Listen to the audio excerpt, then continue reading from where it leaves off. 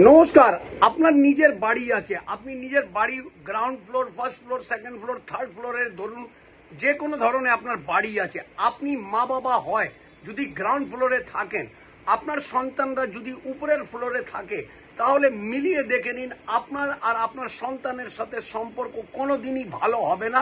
এক দুজনের মুখ দেখতেও আপনারা ভালো লাগবে না, আপনারা ঝগড়া ঝামেলা অশান্তি আপনার বাড়িতে সর্বদাই লেগে থাকবেই থাকবে।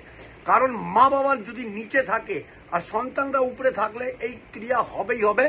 আপনি যদি অনারশিপ ফ্ল্যাটে থাকেন, আপনি এটা মিলিয়ে দেখে নিন আপনার নিচে ফ্লোরে যদি কোনো বয়স্ক, কমপক্ষে 30-35 বছর বয়স্ক বড় যদি আপনার ফ্লোরে থাকবে, তার সাথেও আপনার সম্পর্ক ভালো থাকবেই না। আপনার যদি নিজের বাড়ি আছে, আপনি চেষ্টা করুন, আপনি প্যারেন্টস যদি আছেন, মা বাবা আছেন, উপরে টপ ফ্লোরে থাকবেন, সন্তানদের নিচে ফ্লোরে রাখুন, আপনাদের সুখ সমৃদ্ধি শান্তি থাকবে।